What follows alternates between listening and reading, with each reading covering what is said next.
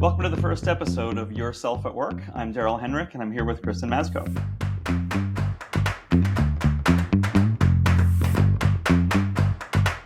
So just to share who we are and why we're here, obviously there's been a lot going on the past few months and really the past few years in terms of well-being and mental health in the workplace. I mean, obviously tech layoffs recently, but COVID productivity, work from home, RTO, things like that. But really going back now decades to early in the tech industry about how companies have cared for their employees in a variety of ways.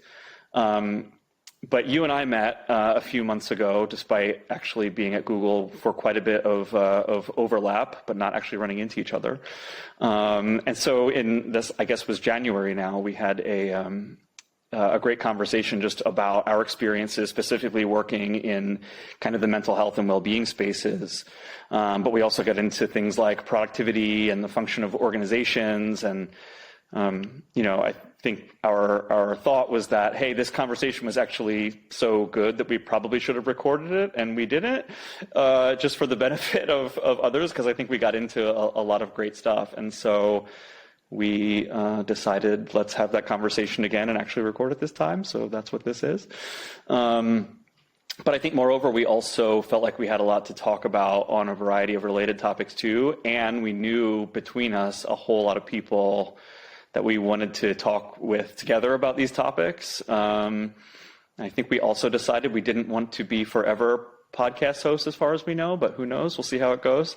But thus, this was born. And so we've got so far maybe half a dozen topics and speakers lined up, but we'll see how it goes. So is that fair? Is that why we think we're here? Absolutely. That's after writing this intro script and not sending it to you? That's a great intro. Yeah, absolutely. And as you said, I mean, we were both at Google I was there for 15 years. You were there 15, similar? 17 years, both there for a long time and reconnected post Google, and just realized there was so much overlap in our own experiences and also in the friends and colleagues that we're talking with in terms of the intersection of mental health, well-being, productivity in the context of a large organization, whether it's a company or a nonprofit or an academic organization. Being, I think anytime you get more than five, like tens of people trying to work together towards a goal that starts to span a lot of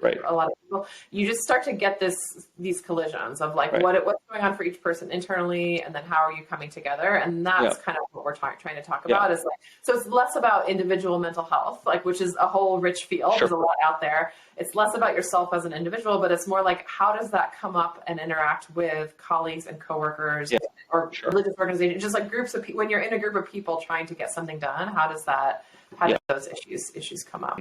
And so really felt like there was a lot that we had in common and similar experiences we wanted to share, and thought this could be a great forum to talk with all of you. Many of you who are going through whether it's a transition with the recent tech layoffs or just transition in a post-COVID world, just a good opportunity to kind of take a step back and think about well-being in the workplace. So excited for this limited run podcast series, and to talk with each other and to bring in other guests who have had insights that have been helpful to us. And we thought today we would start off just by talking to each other and do some introductions and share sort of how we got to this place to be able to talk about these topics. And so, Kristin, who are you? That's a great question. So my name. Who am I? Who am I? Yes. My name is Kristin Maczko. Kind of brief overview on my background.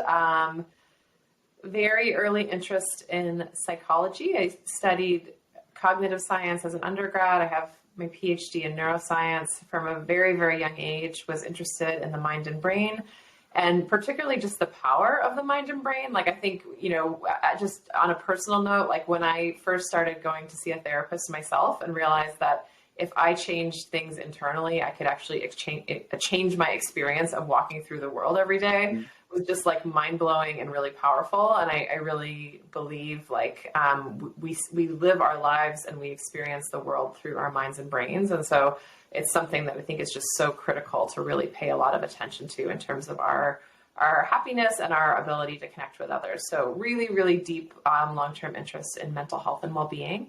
After graduate school, back in 2008, I joined Google in a data science team and moved into the finance organization and had a lot of great experiences in finance. That's where I became a manager for the first time, ultimately became a director leading a team in cloud product finance. Met phenomenal people, learned a ton about just the realities and complexities of trying to move in an incredibly fast-paced industry where there's a lot going on in the external market, a lot of time pressure, competitive pressure, and just seeing how groups of people come together to effectively work together to produce amazing products and offerings. So kind of got a front row seat to a lot of the great work that was being done. And then really felt a pull to go back to my roots. So kind of having, I've always had this strong interest in mental health. And in 2021, after having been at Google for 13 years in finance roles and analytics roles, there was an incredible opportunity to be the director of employee mental health and well-being. And so to get to look at mental health for individuals, but then also for teams and organizations and how we can work together most effectively. So was in that role from 2021 until early 2023, and have now really just broadened my interest to, I think a lot of what I experienced at Google in terms of the balance of, the stresses that we all go through and the things that work and also the things that don't work. Feel a very strong sort of desire to sort of reach out to others and kind of share my own learnings, best practices, bring kind of people into the conversation about how to manage these things well. Because I have observed a bit of as much as I was saying earlier, like how much I personally have benefited from therapy. I am still in therapy. I will probably always be in therapy. I've benefited tremendously. There can be a bit of a gap between like that world, like understanding the mind and brain and what it means to be happy, and the corporate world, just because there's not a lot of people that have been in both worlds, and they're both important. They're just very different. And so I think there's this opportunity to kind of bring some of the best practices that, are out there and sort of help to apply them in the context of the workplace. And so, I was thrilled, Daryll, to be connected with you and excited for the conversations we'll be having. And Daryll, to tell us a little bit about yourself and your background. Who the heck am I? Who the heck are you? Yeah. I'm Daryll Henrich. It's funny, I was just thinking before, and I made a note before we started today on, it's interesting how in sort of like transitional times of life, what do you call yourself? Especially when you've had an identity that was a thing for a very long time. And someone asked me, like, I don't know, I had to fill out something on like I think it was like an immigration form or whatever. What's my job? I was like, it's just like it's taken for granted that you have something to put into that space. And I actually don't even know what I wrote in it. I think I had to give a verbal explanation to the person or something, and I also thought about how we probably shouldn't lead off with our self-descriptor of something that is former. Mm-hmm. Right? Because I was like, the thing that I would normally say is, I'm a former VP of engineering at Google. But that's like, what am I now? That's what I was. So, but anyway, yes, I just did it anyway. That's what I was. But let me go back before that. So, life story, long version, very, very short. I grew up on the last little postage stamp vestige of my great-grandfather's farm in rural Pennsylvania. And got into tech kind of accidentally when my dad bought me a computer in 1986. That I just kind of, as living kind of in a rural place, it was play outside during the day and then at night play on the screen. And that kind of led to just a very strong hobbyist interest in computers and technology from a very, very young age, which ultimately led to I went to school not really for tech, but I had a great tech job. And I realized I was learning a heck of a lot more from the tech job than I was it was a part-time tech job when I was in school. So I kind of parlayed that into, and this was during the dot-com era, doing some systems work. I actually dropped out of college. Not sure if I should say that I recommend dropping out of college or not, but at the time, I guess it worked out. But I had basically a computer security job during the tech boom in 2000, 2001. And then I had, a couple of other different jobs at startups and things like that. But I came to Google in 2005 as sort of like junior manager of the systems team, doing like, storage and backups. That was my first little job with 3 or 4 reports. And basically from 2005 to really last year, every job was the biggest job I'd ever had. And I ended my Google career as a VP. I think I was a VP probably for the last maybe 4 or 5 years of my Google career. And at the height, it was a team of around 1,000. And by the end, I was largely responsible for much of the kind of Googler technology experience. Basically, any of the kind of user-facing systems were my area of responsibility. In terms of this, even more specifically, in 2005 or 6, around that time, early Google years, I found myself in a pretty difficult mental health crisis, where, and this was kind of as I was up and coming as a leader at Google and really found myself, frankly, full of myself and really enjoying the adrenaline of achievement and always being able to solve the hard problem and patting myself on the back from it and defying all expectations that either I had for myself or that others had for me.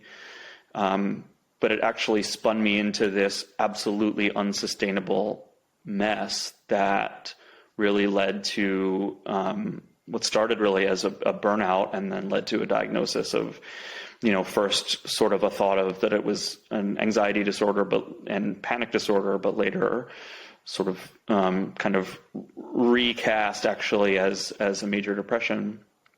And this is now we're getting on close to coming up on 18, 19 years ago, but it was by far the most difficult, darkest period of my life. And it was a very lonely, very I don't know what words to use besides lonely, difficult, isolating, hopeless period. That, I was fortunate that it didn't go into the even darker places than it did. But from a daily function and misery standpoint, it was unbelievably awful. Moving forward, through that obviously began like as a therapy journey that lasted many, many years of refusing to accept that diagnosis. And eventually, and spinning that into a whole hypochondria of, I don't believe the mental health diagnosis, so it must be something else wrong with my body. I became hyper aware of every little thing that might be going wrong with myself. Complete mess. And eventually, as I sort of slowly dug my way out of this, through a lot of therapy, I began to, not only accept what had happened, but sort of climb out of the loneliness and despair and more into a a place of, the process that I feel like I went through was one of, I'm limited because of this experience. I survived despite this experience. I thrive in spite of this experience, and later in retrospect realized like I was thriving as a result of that experience. And that was really kind of my journey as I integrated all of that into my own career as a leader that began to share about what had happened, and realized that as I became accepting of what had happened to me and began to share what had happened to me, and realized that there were a lot of other people that kind of that came to me and said like, hey, that's actually happening to me too. And you're the first person that I heard talk about it in a way that made it safe for me to do so, or that sort of normalized it. And so long story short, I kind of made it a key part of my role really to be very, very outspoken about the fact that not only had this happened and it was extremely lonely, but to make sure that I could do whatever I could to make it okay for others, make it safe for others, use my own story as a way to give some amount of hope and normalization, and just make it okay to talk about these topics in the workplace. And yeah, thank you for sharing that. And just, just to add my voice to the many voices you've already heard, I remember, I met you recently, a few months ago, but I remember when I was in a manager training course, it was either, I can't remember if it was new managers or managing managers, some sort of managing at scale, I bet, is what you're about to say. Yeah, when you start managing managers, there's a training that you go through.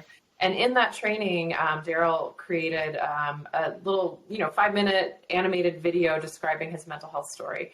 And I saw that, and it had just an incredible impact on me, because I think it was, no one had ever talked about it like in the context of the job and work. Like it was always like, there's this world where I talk with my friends and my therapists and whatever about what's going on internally. And then there's this separate world where I talk about the projects and the timelines and so forth. And what was so beautiful for me about the video was like, just this like, oh wait, I'm not the only one that's like struggling in terms of bringing these together. And this is just hearing someone that had kind of gone through that really had a big impact on me. So thank you for kind of putting that out there and sharing it. We're actually releasing that video publicly for Mental Health Awareness Month this year. And it was actually this company, Story Booth, that took a couple of clips from different talks I had given about my mental health journey and put it together in really just this like, I don't know, is it weird for me to say that a story about myself is beautiful? But I think they just did a beautiful job of summarizing that in a format that I think is actually really, really digestible. And so, so look for that in the notes below. So can we just get back to intro for a second, just in terms of like your overall career? Yeah, it's so interesting. I mean, my career has been very, very windy. I started in cognitive science. I studied neuroscience. I thought I wanted to be a professor. Kind of at each step of my life, there was a long-term plan, right? Like I was like, I'm really interested in the mind. I'm really interested in the brain. So what do people who have that interest do? Well, they get PhDs and they do research and they become professors. So I'm going to get a PhD. And it was always like a multi-decade plan, right? And then as I'm doing research, I'm realizing I had briefly worked at a tech company before graduate school, and I just found myself missing the tech company. Like I liked the pace of it. I liked the sort of level of depth that you go into for analysis and decision making. It's kind of, there's some analysis, but it's not a really as high of a level as you have in academics. And then I realized I don't want to go the academic route. I actually miss being kind of in a faster paced tech environment, which is why I went to Google after graduate school. But it was a very experiential, right? Like, I don't think I could have told you, like going into graduate school, I would have said, I love research. And in my free time, all I do is read about research. Like, of course I'm going to love that. But it's not until you're experientially doing it that you realize, there's a big difference between reading about research and doing research. And I actually don't love working on something for 2 years that doesn't pan out and then I have to start over. Like, I find that frustrating. Whereas, my husband is also a researcher and he loves that. Like he does not have the same need for closure that I have. And he loves that kind of exploration process. And so I think one of the things I've learned time and time again, and then even within Google, I started in analytics and ended up in finance. There was a lot that I loved about it. There were parts that weren't quite right. And like, it was this very experiential, like, which parts of my day do I look forward to? Which parts of my day do I dread? And just every time, I always tell this with people in kind of career conversations, like, every time you're making a career change, just like take a step towards do a little bit more of the things you liked in your last job and a little bit less of the things you don't.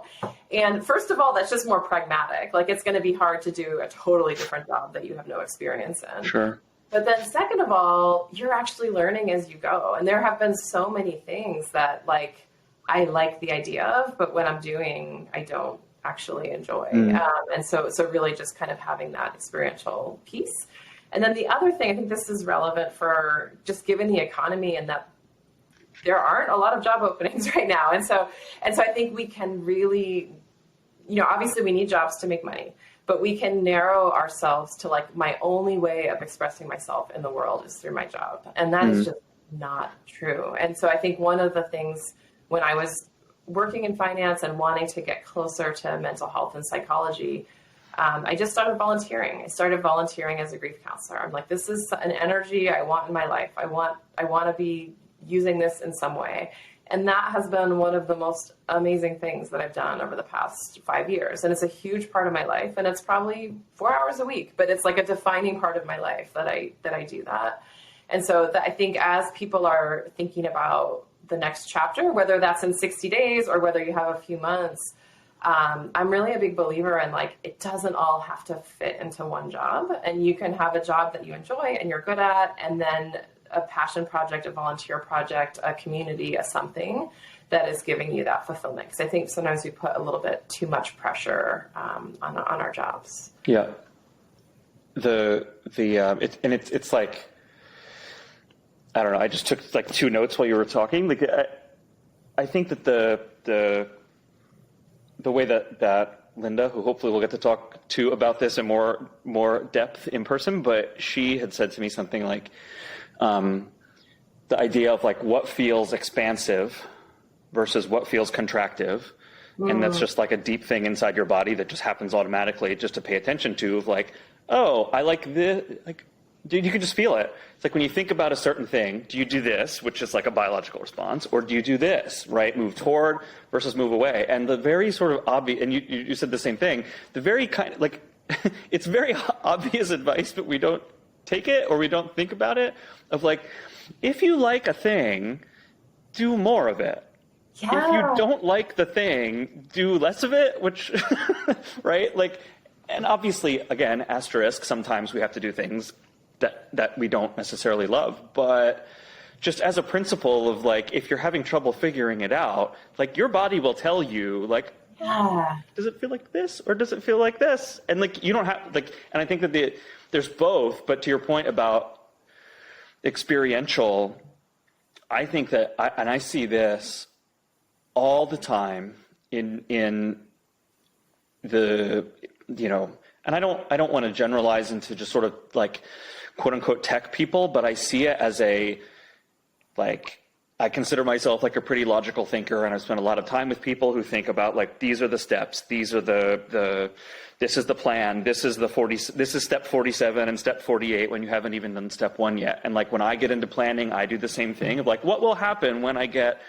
6 months down the road of this plan? And it's kind of like I think, and I've cautioned people about this in my past working life, of if you are hung up on what's going to happen between step 47 and 48, and you're on step 3, right?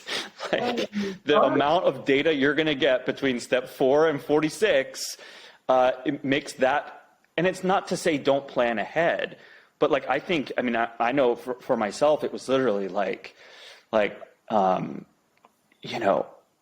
I would want to know the whole, and this is like, there's another biological thing here of like just personal safety or whatever it is. Like I want to be able to predict as far ahead as I can to correct for something that might go wrong later, whether that's in recreation, whether that's in employment, whether whatever.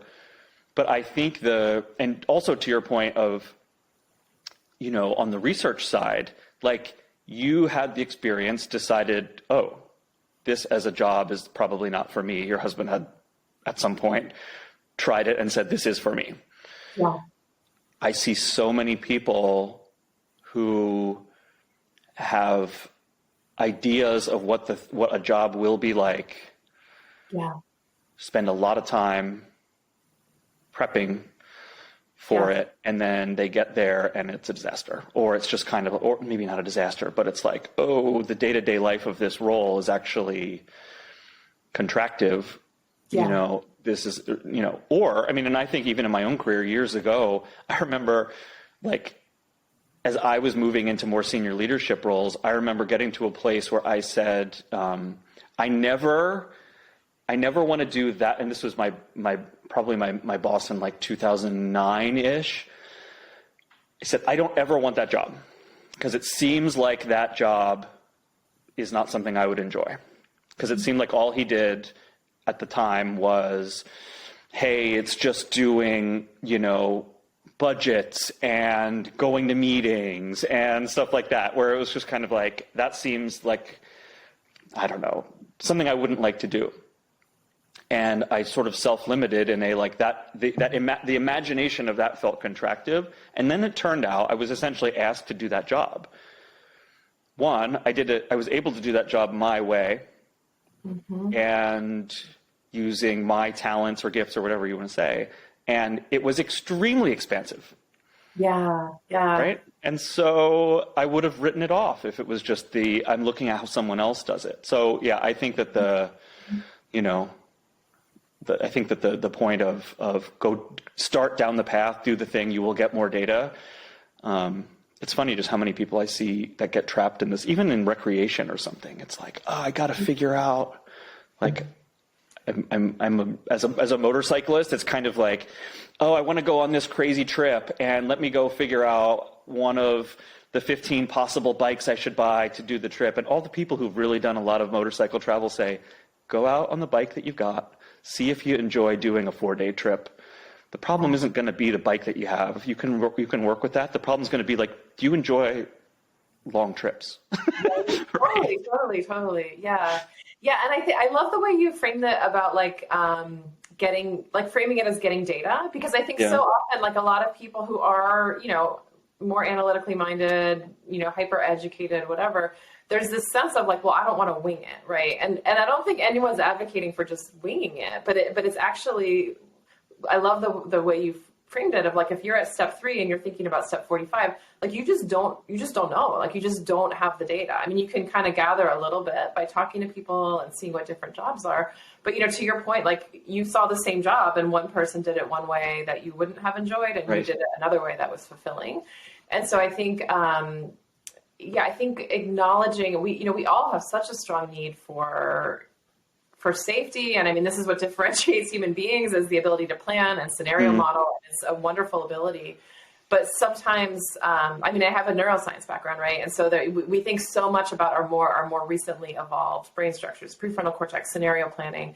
But a lot of what we sometimes talk about as, like, intuition, which will sound very squishy to people, is actually, like, integrated information from lower brain areas that it's actually information. Like, it's like passing there's a reason we say, like, your gut feeling about something, like, you're kind of passing, like, this sort of integrated knowledge of all the experiences you've had, what feels good, what doesn't. That's real data, that's information. And you can layer on the critical thinking on top of that, but you can't cut that part out if you want to be happy and have a fulfilling life.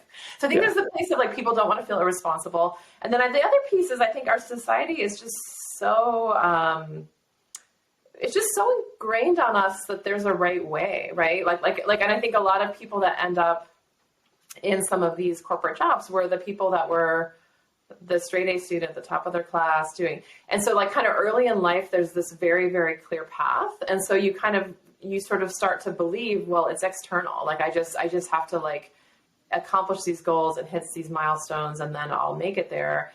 And then there's some stage in life, I don't know, in your 20s, I don't know what age it is, where there's not really a path anymore. Like, and you're kind of, like, making it as you go, and you can't, until you start walking, like, going back to the thing you said about gathering data, like, you can't even see it until you turn the corner. Like if you think you're starting a hike or a motorcycle ride or whatever, like you can see the first, however many yards of the hike, but you can't see 3 miles into the hike. Like you just don't even know where the trail's going to be.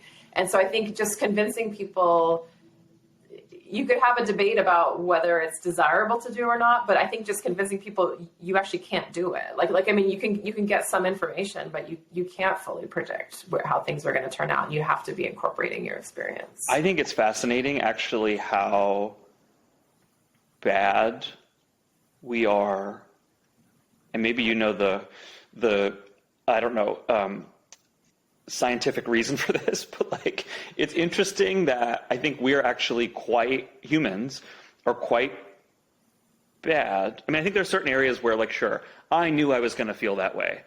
I don't know. I went to that event. I thought I expected that it wasn't going to be good, and it wasn't good. But more often, I think it's, wow, what I thought that was going to be was not remotely close to what it was going to be. Yeah. And some of that obviously is because like there's an infinite amount of data that you're going to encounter that will change how, that will affect what your prediction would have otherwise been. However, sort of just to what you said about evolutionarily,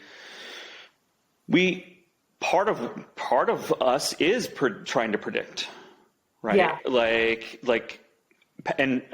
There was someone I used to work with who he described, humans are just really sophisticated pattern matchers.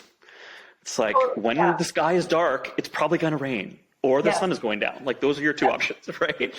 Totally. Yeah. I think that's what the brain is good at, is pattern matching.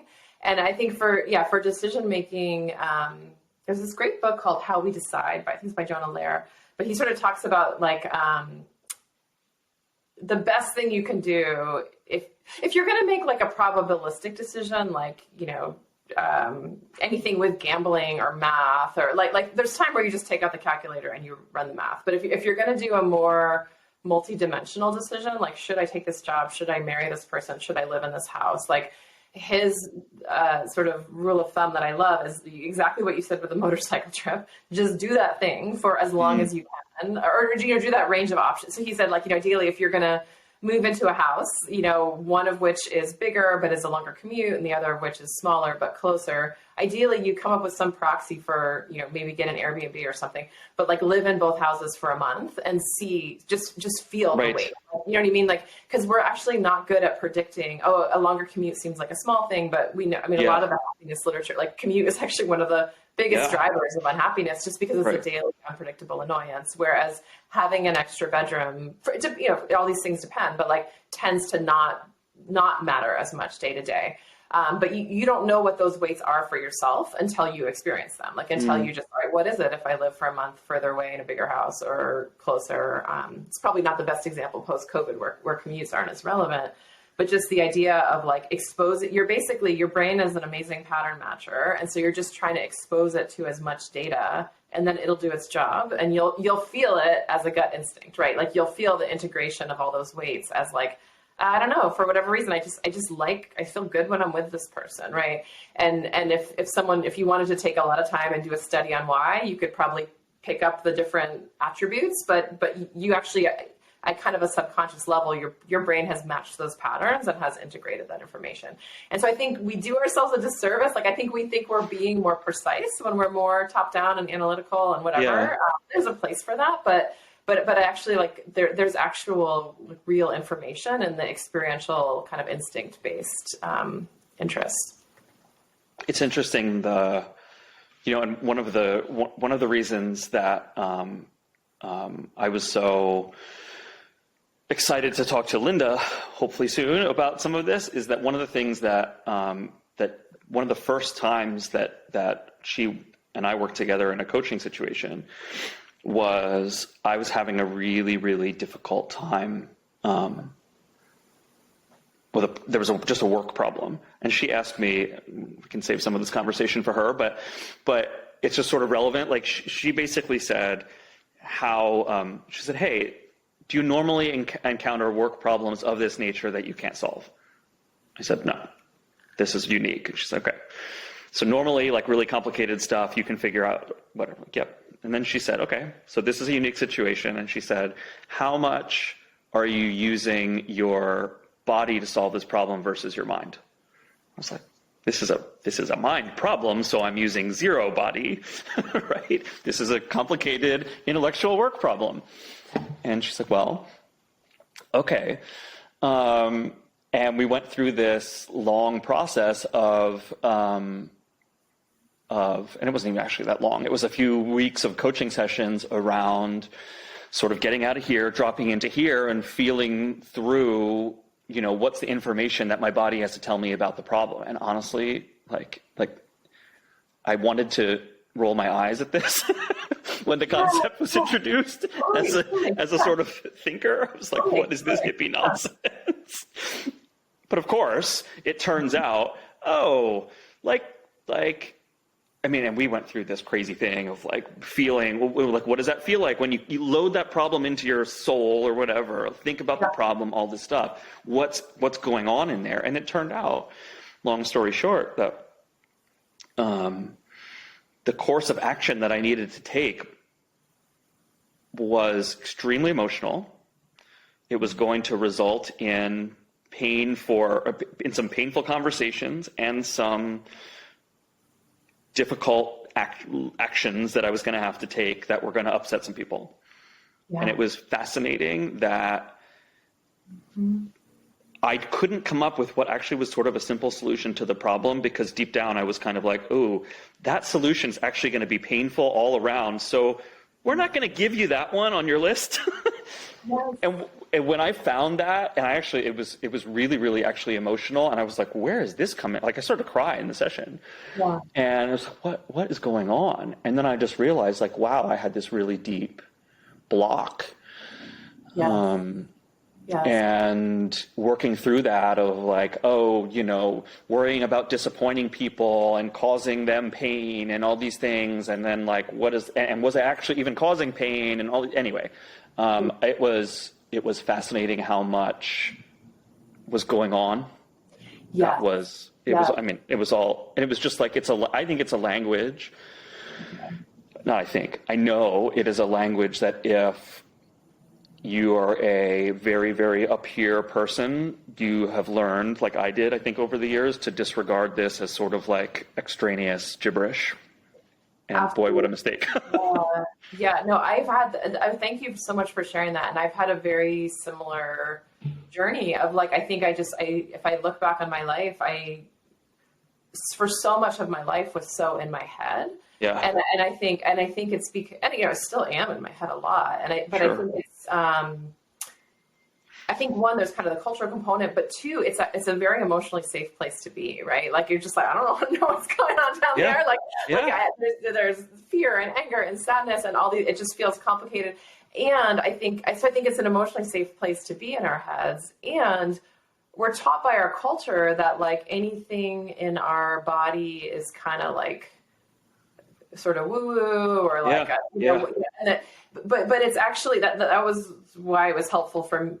So I had kind of very similar, like kind of just experientially, like, all right, being in my head isn't working. Let me try, like whether it's my body, my emotions, like just like I just had a lot of things unlocked that way. And then as I sort of thought more about it, I was like, well, that's actually, it's not like this leap of faith into some woo-woo thing. I mean, that's actually how the brain works. Like there's whole areas of our brain that we're not accessing when we're staying in just this hyper, like prefrontal cortex, rational way of thinking. And so I think just I think for a lot of people, the hesitation to go there is the sense that it's kind of mystical. And just to kind of reassure people, it's not mystical. You're actually, the brain is this amazing pattern matcher. We evolved as human, relational, emotional beings. That's a huge part. Any interaction you have at work, in life, and whatever, like our full humanity is in that interaction, like it or not. And so you can choose to ignore it because it's kind of awkward and painful, but at the expense of actually like bringing all the available information into the room. And so I completely relate to what you're saying about like being stuck in your head and then realizing, And for me as well, like the example you gave, like deep down, what was blocking it was around a conflict. Like I might hurt this person. That comes up for me a lot as well. Like either it's usually where there's something, I'm afraid I'm going to get hurt. I'm afraid that person's going to get hurt. Like we're such deeply social animals. I think we forget that we like this whole modern world is very, very recent, and we're in the same brains and bodies that we're like hunter gathering, and that we just have such a strong instinct, like for community and tribe and to be included and to be part of the group. And like, that is like in us to our core, like that was essential for the survival of our species. Right.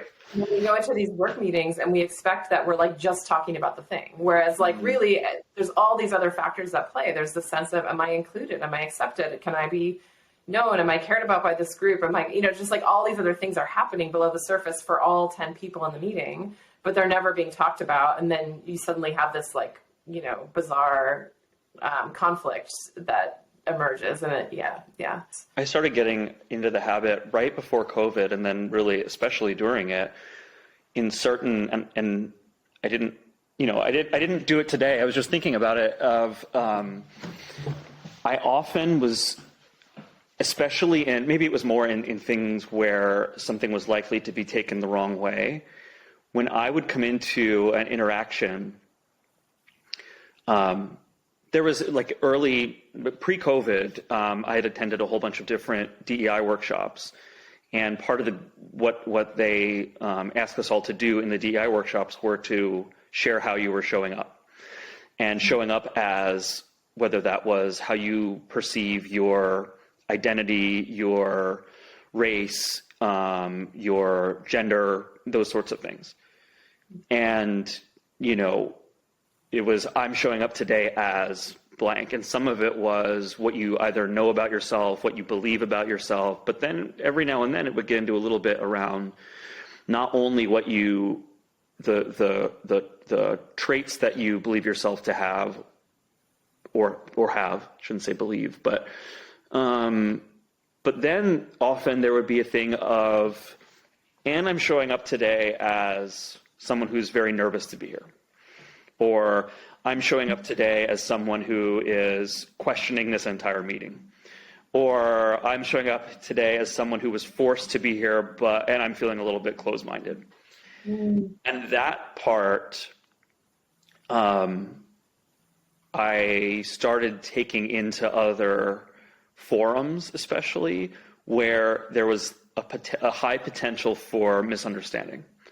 Yeah. Where it was like, because I'd often, say it was a project review or something like that. Like I sometimes had reputations for being scary or asking unexpected questions or something like that. And it was something I was really aware of and trying to sort of dial down and make people feel more comfortable. But there were certain things where it's like, if I was actually just really underslept or had just gotten out of a really horrible interaction the previous hour or something, the people in the room needed to know that my foundation or baseline or the way I was showing up there was not based on them. It wasn't, hey, your project is shit.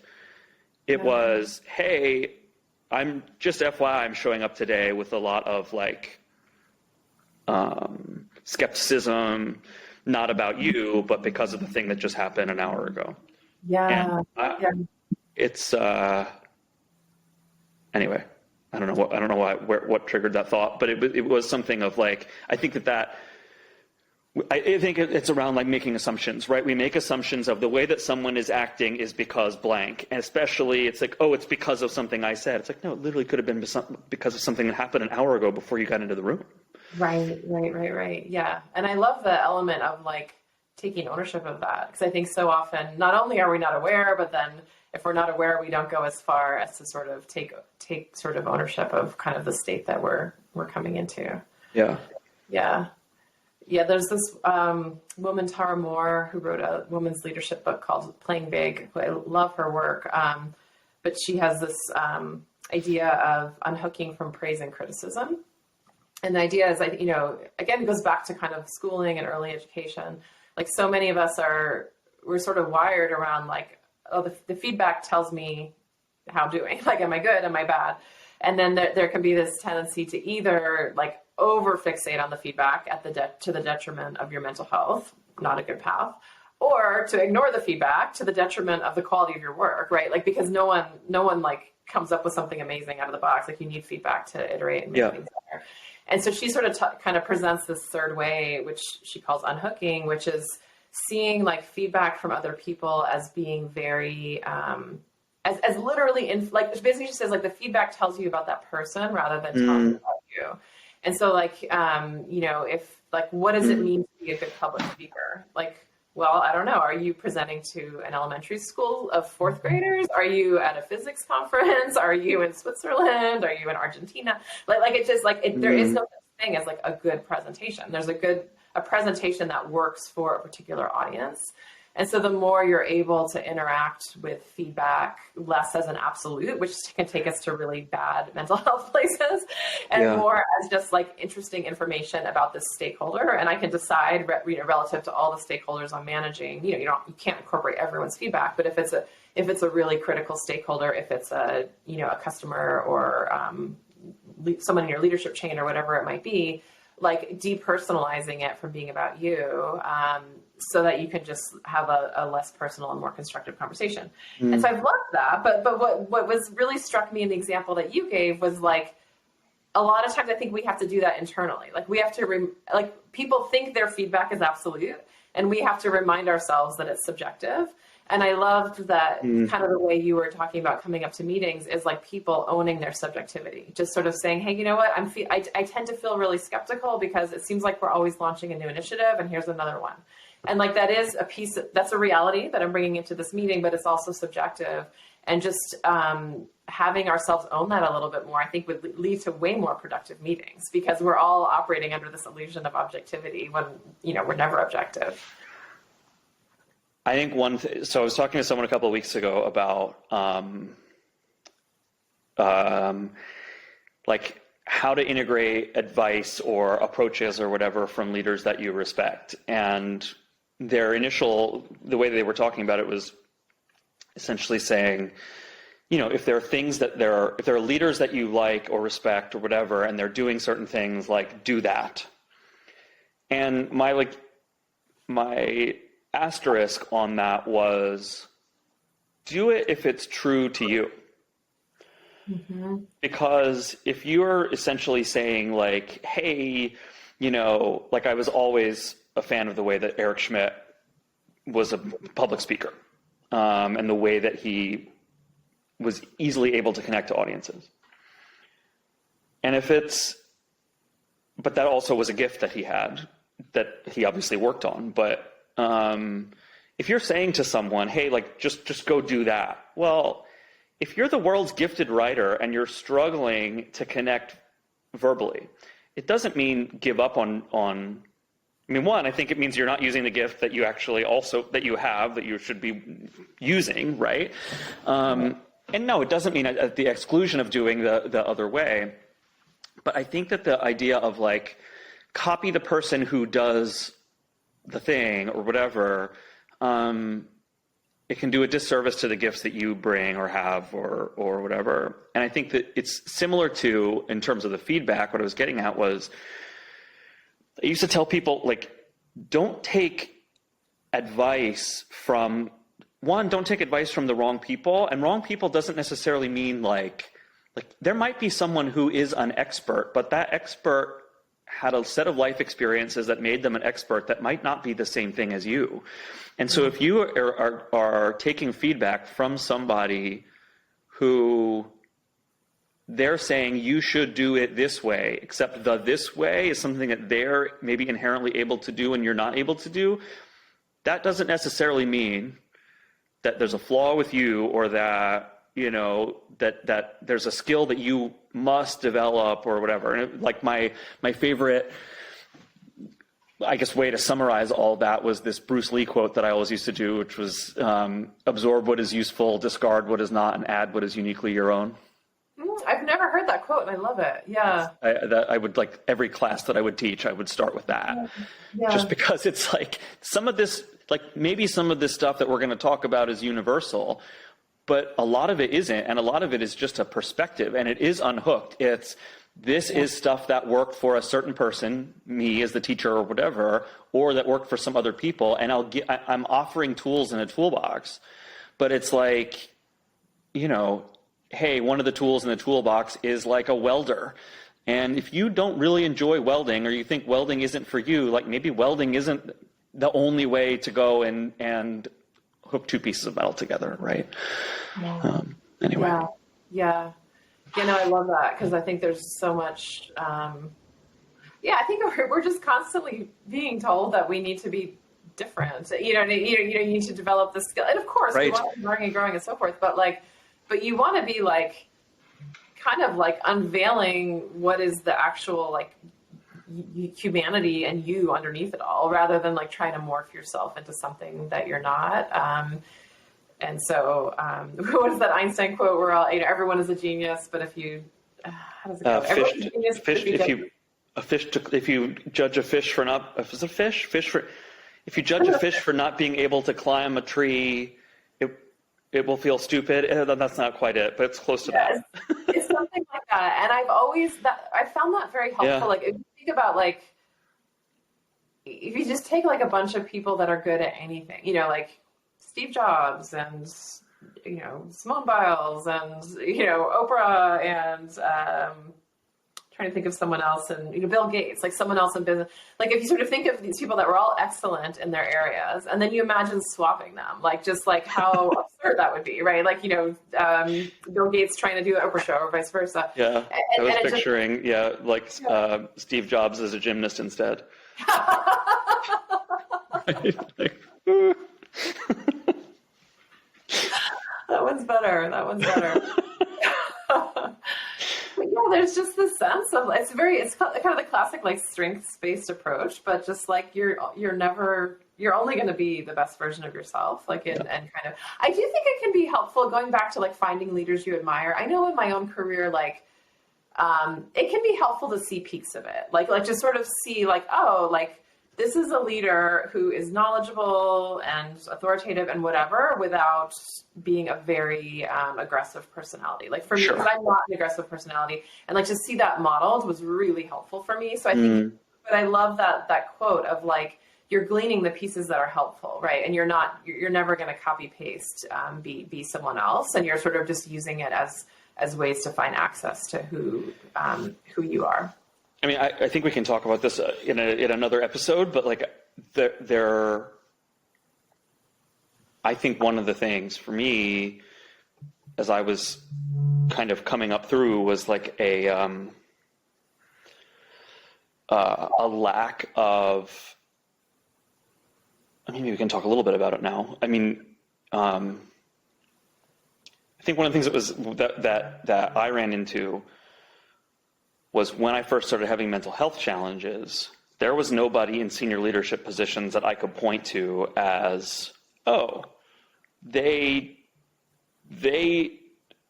had something similar and did okay. Yeah. Right? And it was like, it seemed, and as it turned out, like, there were people, I was not aware of them, and they were not outspoken about it. But it was kind of like hey, there's a path there. And again, whether there's a path there as, oh, interesting. I remember there was someone years ago that we had hired who, they mostly had a music background, and we had them in a technical role, and they were early in their technical career, but, as it turned out, like a lot of their music background translated really, really well into the technical work that they were doing. And it was very non-traditional, but it's like, that person probably didn't have an example to point to of like, oh, interesting, my music background actually translates in a way because that person showed that it does, and they had to trailblaze, right? And I think this idea just generally of whether it's a skill, whether it's a life experience, whether it's a cultural, gender, like having there's a path. It doesn't have to be the exact same, right? But there's a path for someone, if I squint, that kind of is like a me-ish, or this part of me, there's a version of this part of me that was able to do that thing. Yeah. I think the power of that, especially as you're trying to develop and form, this kind of goes back to the conversation earlier about what's step 47 to 48. I think I would put an asterisk on that too of, hey, cool, I'm at step 2 or 3 or whatever. And maybe down the road, I would like to be at a step 47 or 48.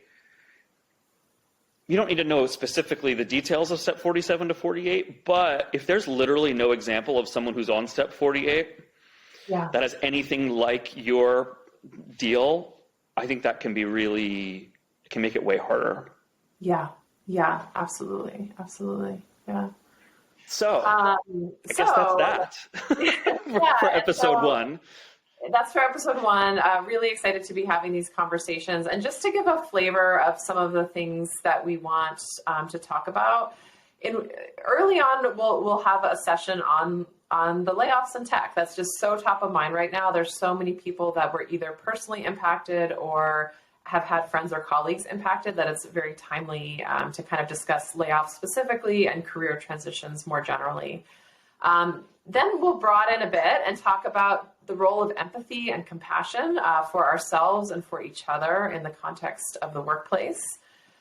We also want to talk about burnout and the kind of opposite of burnout, which you might think of as sustainable work, or how can we work in a way that's productive but not at the expense of our mental health. So we'll have a in-depth discussion on burnout in the corporate and organizational environment.